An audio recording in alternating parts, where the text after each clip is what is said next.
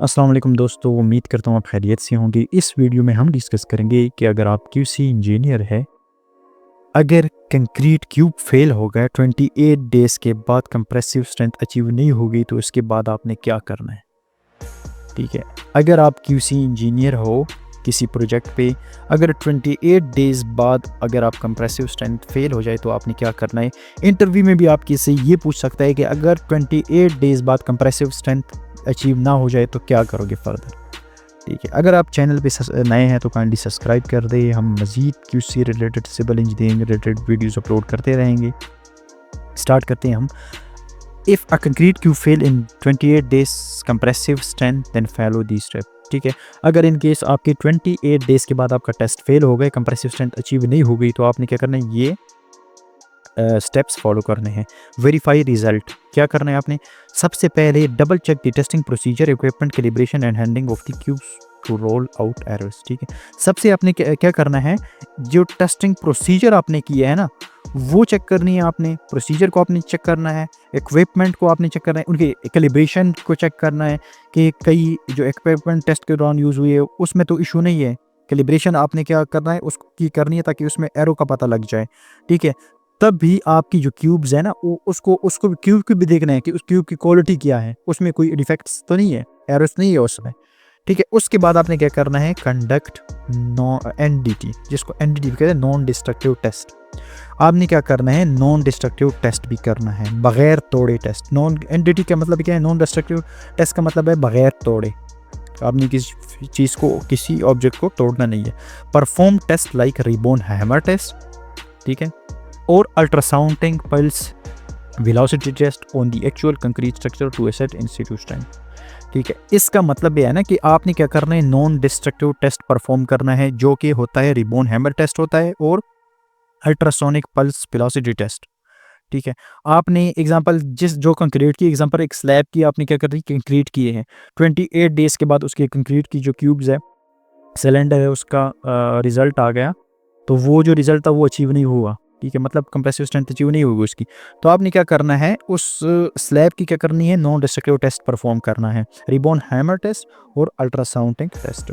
ठीक है, फर्दर देखते हैं, अगर इसके बाद भी ये भी फेल हो गए, उसके बाद क्या करेंगे, core cutting and testing, extract core sample from the concrete structure and conduct compressive test on them to determine the actual strength. ठीक है, अच्छा, ये जो आपने स्टार्ट में किया था ना, स्टार्ट में जब आपने ये प्रोसीजर किया, क्यूब आपने बनाया ना, ये तो स्टार्ट में आपने कंक्रीट वर्क से बनाए थे ना 28 के बाद। अगर इनके 28 बाद फेल हो गए तो आपने एक टेस्ट करना है, कोर कटिंग टेस्ट।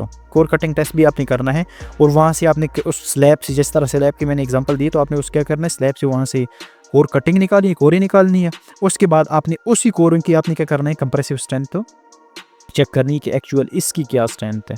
ठीक है, अगर इन केस आगे चलते हैं हम नंबर 4 पे, परफॉर्म लोड टेस्टिंग। फिर इसके बाद हमारे पास 4 नंबर टेस्ट जो है वो परफॉर्म लोड टेस्ट है, to check the structure can withstand live load and dead load as per design requirement. ठीक है, इसका मतलब ये है ना कि आपने उस एरिया को चेक करना है, उस स्लैब को चेक करना है कि इस पे लोड कितना आ रहा है।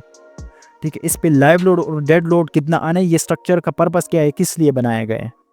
ठीक है, तब भी आप इसको ना डिमोलिश नहीं कर सकते जब तक ये चीज़ें आपने फाइनल नहीं की होगी। अगर कोई क्रिटिकल स्ट्रक्चर है तो लास्ट में जाके आपने इसको वो करना है, डिस्ट्रक्शन करना है। ये इंटरव्यू भी में आपसे क्वेश्चन पूछ सकता है। हमारे एक दोस्त से, उससे भी पूछा गया था कि अगर टेस्ट फेल हो गए तो आपने क्या क्या स्टेप वो करने हैं। तो वो आपको ये बता रहे कि आप तोड़ोगे, तोड़ना बिल्कुल हल नहीं है। ठीक है, बस स्ट्रक्चर है, स्ट्रक्चर पे कॉस्ट भी आती है, टाइम भी होता है। तो आपने ये जो बाकी टेस्ट है इसकी ये परफॉर्म करने हैं। If all these test remain major fail, include non destructive test, core test, load test, then as a QC engineer you must take the following step. ठीक है, तब आप कहते हैं कि जब आप ये सारे टेस्ट परफॉर्म करोगे ना, अगर इसके बाद भी ये फेल हो गए तो आपने क्या करना है, हायर सर्टिफाइड स्ट्रक्चर कंसल्टेंट और testing engineer provide independent assessment. उसके बाद आपने क्या करना है, थर्ड पार्टी से या सर्टिफाइड स्ट्रक्चर कंसल्टेंट से आपने क्या करना है, उसकी टेस्टिंग करवानी है दोबारा। If the structure is unsafe and inoperable, partial or complete demolishing and destruction may be only possible solution। तब उसके बाद अगर उन्होंने भी टेस्ट किए, वो भी टेस्ट उसका रिजल्ट अचीव नहीं हुआ, तब आपने क्या करना है, पॉसिबल अगर स्ट्रक्चर अनसेफ है, मतलब उस पर लोड भी नहीं, लोड भी आ रहा है, वो अनसेफ है, तो तब आपने क्या करना है, डिमोलिशिंग की तरफ जाना है लास्ट में। ठीक है, prepare demolition plan in consultation with the structure engineer ensuring proper safety protocol. Prepare कौन करता है? ये आप कहते हैं कि आपने क्या करना है, प्रिपेयर करना है consultation with structure engineer. Structure engineer के साथ मिलकर आपने क्या करना है, प्रिपेयर डिमोलिशन प्लान आपने करना है कि इसको हम डिमोलिश कर रहे हैं, क्या इम्पैक्ट पड़ता है, बाकी इन स्ट्रक्चर पे भी आपको क्या क्या इम्पैक्ट पड़ेगा। ठीक है। Investigate the root cause for failure to prevent similar issue in the future. ठीक है, कहते हैं कि आपने मजीद ये देखना है कि आगे फ्यूचर में इन्वेस्टिगेट करो कि ऐसे काज किस वजह से हुआ है, ये जो ब्लंडर हुआ है, ये जो टेस्ट फेल हुआ है, तो मज़ीद आपने क्या करना है आगे इस किस्म में फ्यूचर में प्रोजेक्ट में देखना है कि इस तरह मज़ीद ना हो जाए। ठीक है, तो ये टेस्ट होता है जब आपका टेस्ट रिजल्ट 28 डेज़ के बाद फेल हो जाए, तो आपने ये चीज़ याद करनी है कि आपको पता लग जाएगा। इंपॉर्टेंट टॉपिक है, अक्सर इंटरव्यू में भी क्वेश्चन वगैरह पूछे जाते हैं। ठीक है, इससे रिलेटेड किसी किस्म का क्वेश्चन हो तो आप कमेंट सेक्शन में पूछ सकते हैं। Thank you.